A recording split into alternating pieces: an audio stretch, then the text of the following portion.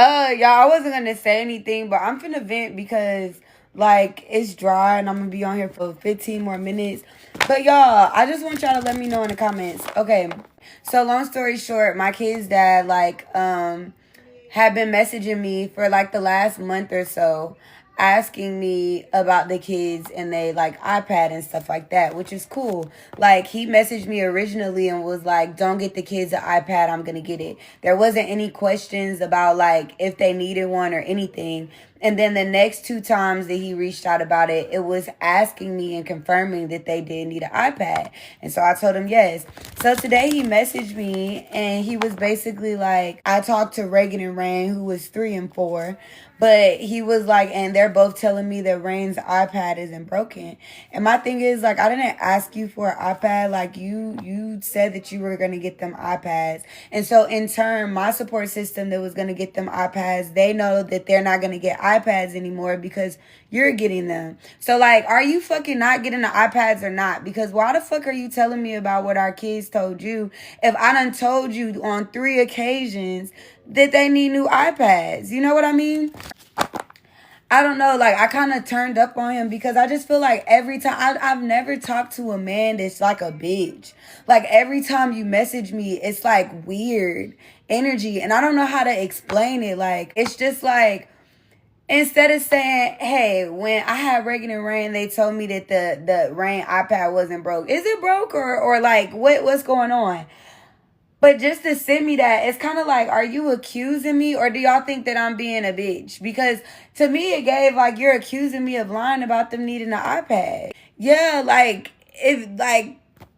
it just give weird. And then when I speak up for myself, it's a problem. He brought up, he was like, "You're so bitter, you're so jealous, you're this, you're that. I'm moved on and I'm happy now," which nobody was talking about that. But this weekend I had kind of lost my composure a little bit because I feel like he tried to undermine me. Like I can say that we gonna meet at 9 o'clock and a nigga try to show up late just on purpose. So this weekend I told him that we were gonna meet at 9:30 and I messaged him at 9:33 because I'm sitting in the parking lot. And he was like, "Oh, I thought you said 10 o'clock. And it's clear as day in the message that I said 9:30. But I think that's like the little subtle shit that he tried to do to like, "Bitch, I'm not going to listen to your rules." Not even to like undermine me, but just like to let me know that you're not going to respect what I'm putting down. And so when he pulled up, I didn't know really when to expect him. So I'm usually on alert because I know that he's finna pull up. It's 9:30. He said he 5 minutes away. Cool. So I'm on my phone. I'm looking down and all of a sudden, like I see in my peripheral, somebody picking my kids up out the car seat. And I just felt like it was rude for him to come in my car and not speak or say nothing or let me know that he was getting the kids. I kind of impulsively said something because are we that fucked up to where you can't say, "Hey, I'm finna open the door. I'm here. Hi." Like, you know what I mean? Like, you just open my door. Nigga, you can't even text me and let me know you're 5 minutes away, but you're comfortable to just open my door and take our kids out the car. Like, it be little stuff like that. And when I say something, these aren't major, like things. Like, a nigga ain't try to unalive me or nothing. So, it's like he gaslight me or make me feel like I'm delusional for standing my ground. I think that was weird. And I wasn't yelling at him, but of course, I'm telling him that I'm trying to talk to him and confront the situation, and you moving car seats, and I'm trying to get you to hear me. Fuck. You want to be proactive while I'm talking to you, so I'm going to elevate my voice so that you can hear what I'm saying, since you all the way over there. But he just like demonic, and it showed me because when he was late this weekend on Saturday, my nerves started to spike because now like I have anxiety. You know what I mean? I say 9 o'clock, 9:30 because we have a bad history of communicating and I'm waiting. So when I tell you that, it gives me a peace of mind. Now, I don't know if you're going to be 30 minutes late. I don't know if you're going to try to pull up early or speed or if you want me, like, I don't know anything. And it's just like, I don't like being like that. So I turned on my gospel music. When he pulled up, I was in a good vibe. I was like, we're not going to speak on it. The time mishap, like, I confronted it. And I did send him a little petty message. And I was like, you just hell-bent on always being late. But that's all, And I was like, you just listen to your gospel. And then he intentionally tried to do that. And then when he dropped him off, instead of knocking on the door, and I didn't have my music on, instead of knocking on the door, he yells outside like a demonic person. "Hey, Like, and so I unlocked the door so he could put the kids in. Like, he just do so much weird shit. And I just can't be a dummy and not say nothing. But then my spirit just be like, don't say nothing. But it's so hard for me to just eat it because, nigga, do you think I'm stupid? And don't offer nothing if it comes with that. You know what I mean? Just get it for him. I would have rather them have 4 iPads, 2 for me, 2 for him, from him, than to have to deal with the fucking petty ass communication. I'm not mad or fucked up, but I was at an ultrasound appointment and it's just like his timing. It's just a demon. It is like, it just is his timing, his intentions, the things that he said. Because I'm talking to you about clearly communicating, and you talking to me about you're just upset and bitter that I've moved on now. Like, who the fuck was talking about that? And sir, you just was texting me, asking me, am I pregnant with your baby? And you tried to fuck me this summer. Like, if that's moved on, go back there. Yeah, and my thing isn't even that because I know my girls, they talk, they say stuff, you know what I mean? But if you're going to communicate with me, if you're going to reach out with me, I don't need a message out of context. I'm very direct when it comes to our communication. I'm so direct to where before I send stuff, now today, again, my anxiety took over. But before I send stuff to him, I put it in Chat GPT just to make sure if I say anything out of line or if there's any typos or anything that she could fix it and look through it. So I'm very intentional and communicative. And so to tell me that you're trying to communicate now, but he didn't try to communicate. He said Reagan and Rain said that they didn't the Rain tablet not broken, and it's the third time they said that. Well, sir, you done asked me 3 times and every time I told you that they were broken. So what are you trying to insist? What am I supposed to do with that? And so I do this thing like now, how if I didn't say it on live, I would have did it on Shadow Work Diaries or just talk to myself in the mirror. But I be valid as fuck. But talking to somebody like that, like I was like, damn, bitches, you being bitter? Are you wrong for taking it? No, the fuck I'm not. No, I'm not. No, I'm not. I didn't do anything wrong. People just be needing your energy, or people be wanting a reaction, or really what I think from him, he wants to get me to be so reactive to where he can say that I'm the reason that he doesn't have a relationship with his kids.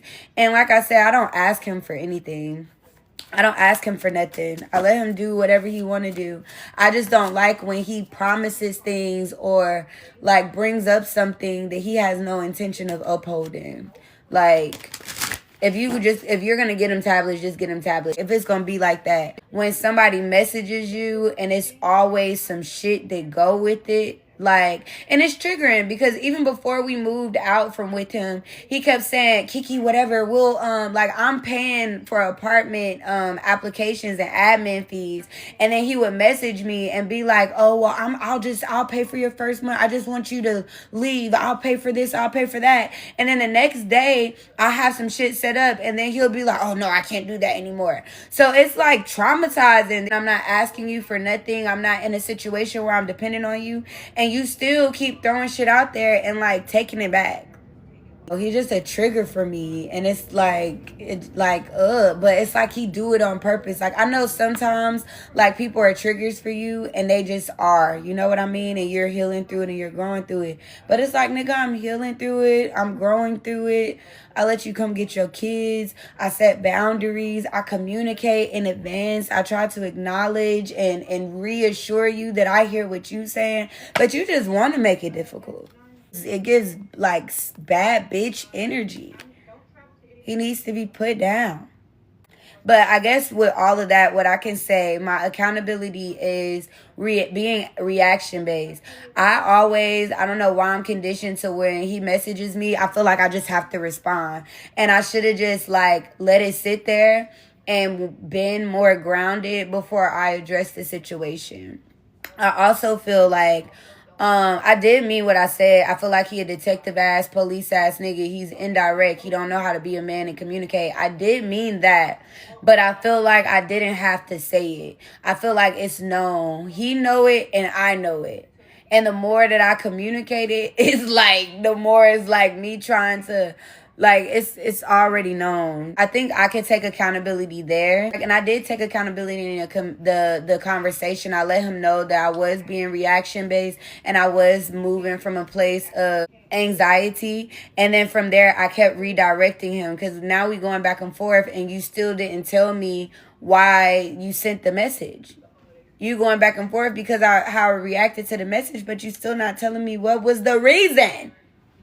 When he said you're just my baby's mom, and if the kids weren't a part of the picture, you would never ever hear from me. Like, are you trying to like hurt me or something, or are you gonna tell me what the fucking reason of the text was?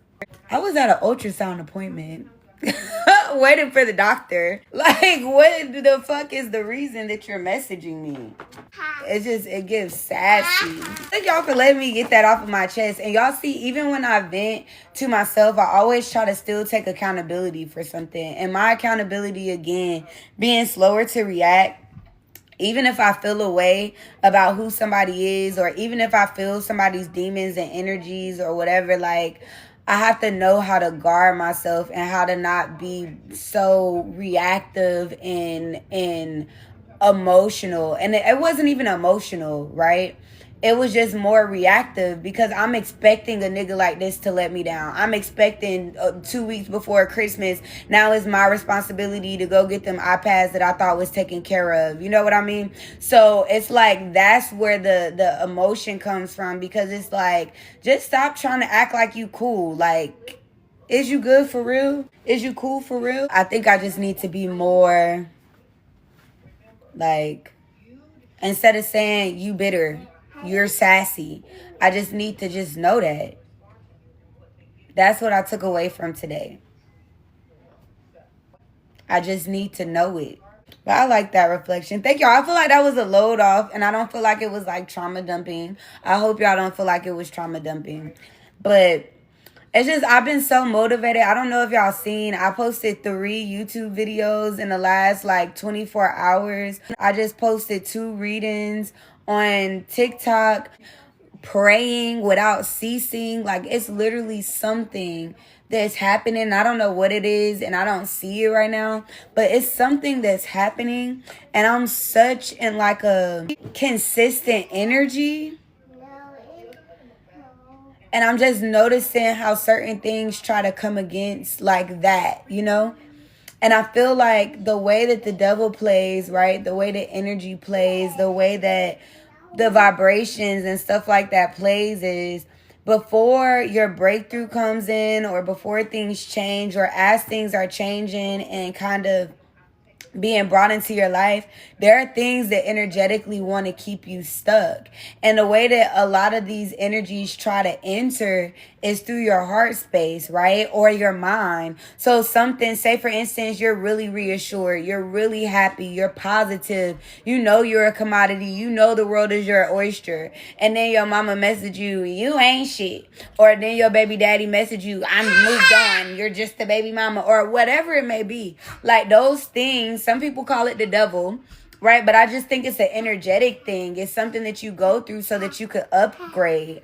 And I think instead of like building a fence when these things happen, now I'm like, I know, it's like my confirmation that something is on the brink of occurring. Something good, something that I'm putting my energy in. Because I've been obedient.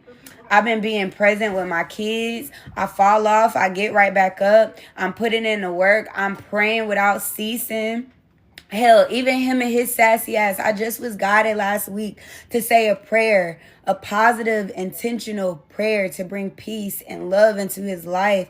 So it's like, and everybody attached to him. So it's like, when you're being obedient and you know that, and things around you start being shaken up, that's not to scare you or discourage you, unless you allow that in, because you still have space for that. Even if you fall like in that little pit of like feeding that energy, you got to shake that shit off and get back on track. Like that, I feel like that's what I'm learning. Because these used to be confirmations that make me crash out and doubt myself, right? I probably wouldn't have got on TikTok. I probably, would have let those things that were stated like get in my heart and sit there, right? But I feel like my vibration is just like, no. Back to work. Back to work. We got things to do. But I am always going to take my minute or my 20 minutes or my hour to vent and to let it out. You know, energetically, I feel like that's important. I'm just so proud of me. Like, I'm so proud of me.